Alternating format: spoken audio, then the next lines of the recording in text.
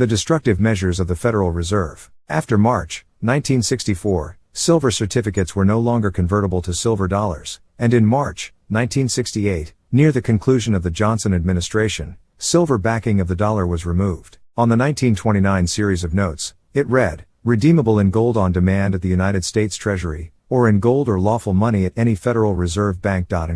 This was just like the silver certificate, which was guaranteed by $1 in silver that was on deposit. On the 1934 series of notes, it read, "This note is legal tender for all debts, public and private, and is redeemable in lawful money at the United States Treasury, or at any Federal Reserve Bank." The 1950 series bore the same information, but reduced it to 3 lines, and reduced the size of the type. In the 1953 series, the wording was totally removed, although the bottom portion contained a promise to pay the bearer on demand.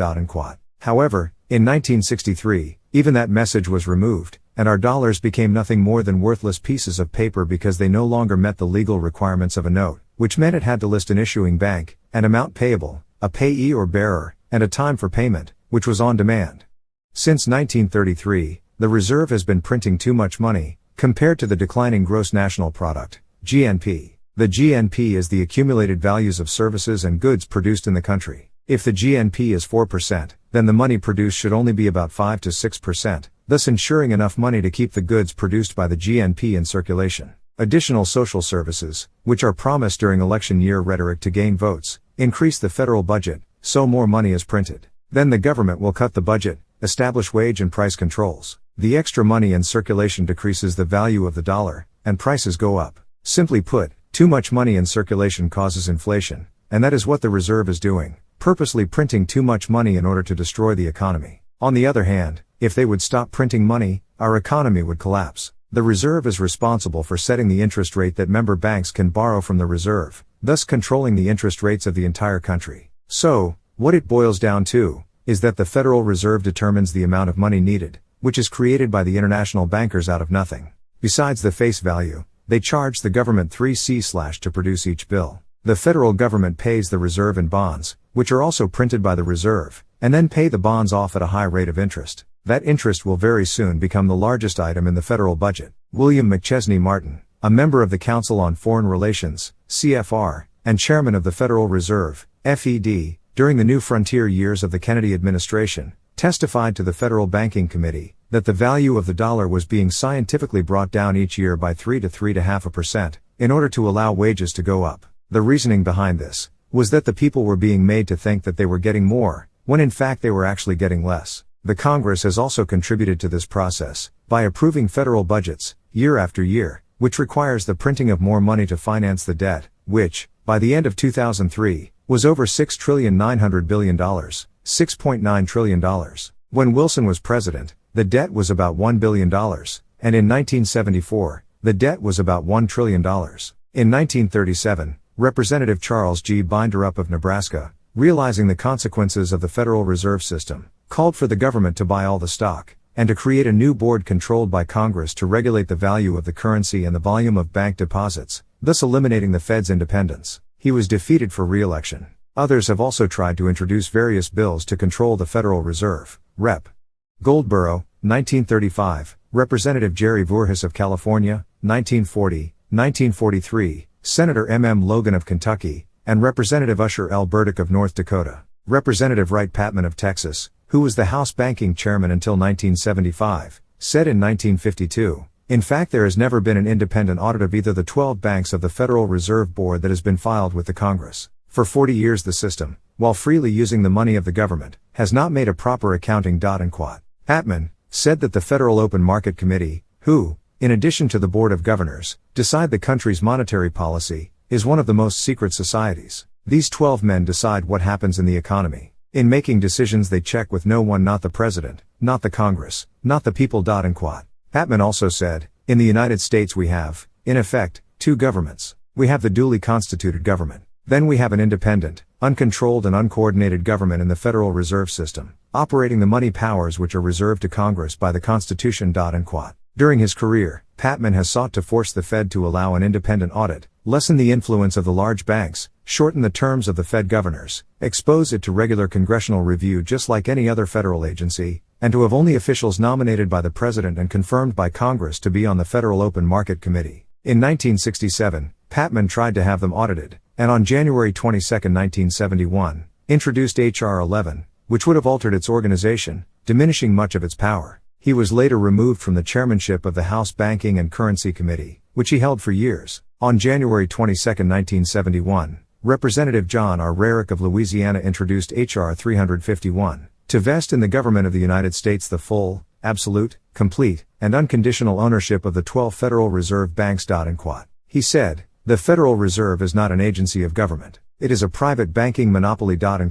He was later defeated for re-election. During the 1980s, Representative Phil Crane of Illinois introduced House Resolution H.R. 70 that called for an annual audit of the Fed, which never came to a full vote, and Representative Henry Gonzalez of Texas introduced H.R. 1470, that called for the repeal of the Federal Reserve Act. The Federal Reserve System has never been audited, and their meetings, and minutes of those meetings, are not open to the public. They have repelled all attempts to be audited. In 1967, Arthur Burns, the chairman of the Federal Reserve, said that an audit would threaten the independence of the Reserve. In 1979, after dismissing Secretary of Treasury, Michael Blumenthal, President Jimmy Carter offered the position to American Illuminati chief, David Rockefeller, the CEO of Chase Manhattan Bank, as did Nixon, but he turned it down. He also turned down the nomination for the chairmanship of the Federal Reserve Board. Carter then appointed Paul Volcker as chairman.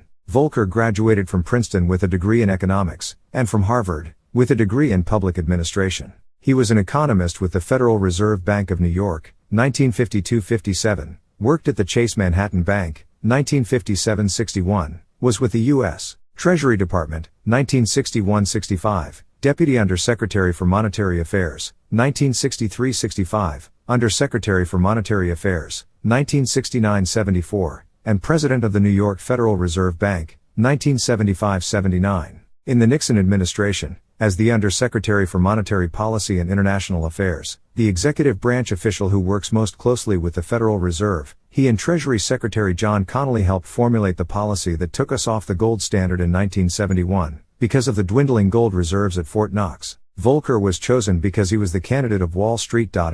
He was a member of the Trilateral Commission, and a major Rockefeller supporter. Burt Lance, the Georgia banker and political advisor to Carter who became his budget director, and was later forced to resign, contacted Gerald Rothschild, a Carter aide, and said that if Volcker would be appointed, he would be mortgaging his re-election to the Federal Reserve.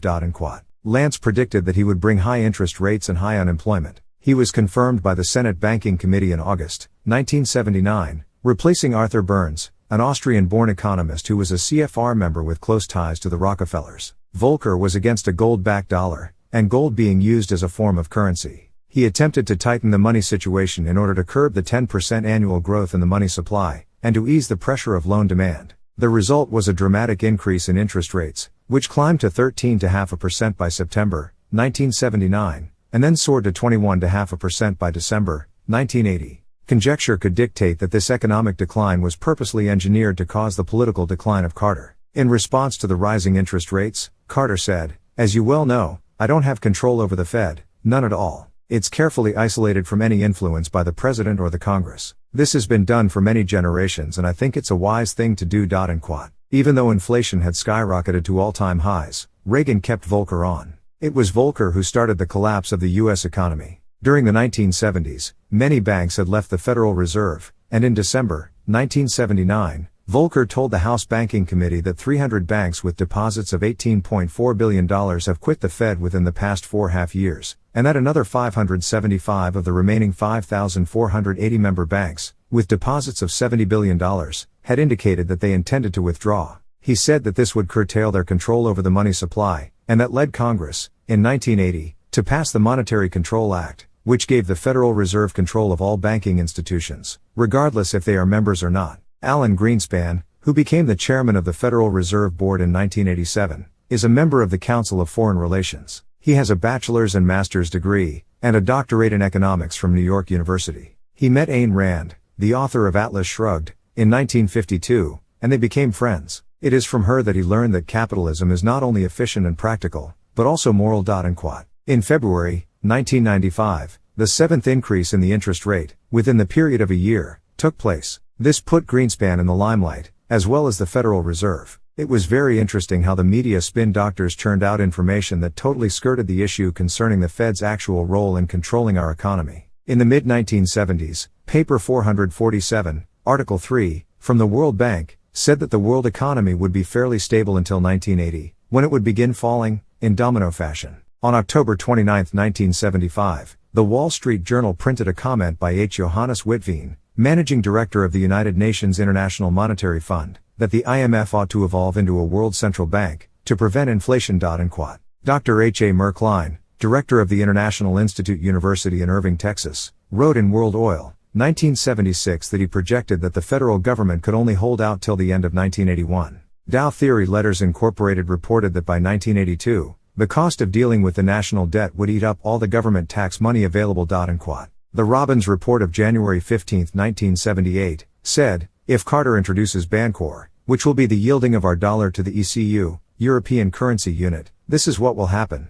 Look for hyperinflation and collapse of all the world's paper money before 1985. Julian Snyder said in the International Money Line of February, 1978, the United States is trying to solve its problem through currency depreciation, debasement. It will not work. If the crash does not occur this year, it could be postponed until 1982.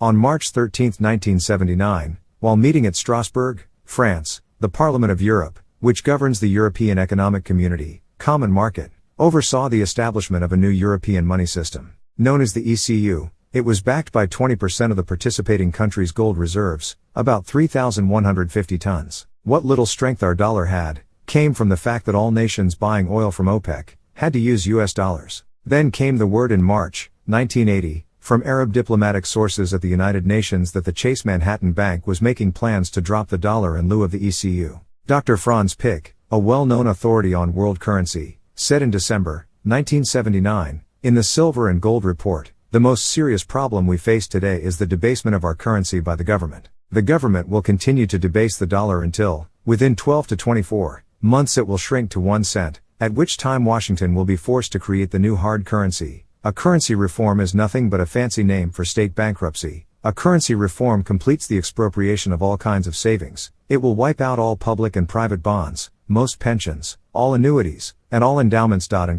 Against all odds, our economy has continued to hang on, even though financial analysts have continued to forecast disastrous conditions. In 1993, Senator Bob Kerrey, Democrat, Nebraska, promised to support President Bill Clinton's budget plan, if Clinton would appoint a committee to study the condition of the American economy. The president established a 32-member bipartisan committee, and in August, 1994, they issued their report. According to the committee's findings, by the year 2012, unless drastic changes are made, we won't even be able to pay the interest on the national debt. Knowing this, the federal government has allowed the trend to continue, almost as if they're trying to run our economy into the ground. It seems obvious that the destruction of the American economy has been part of a deliberate plot to financially enslave our nation.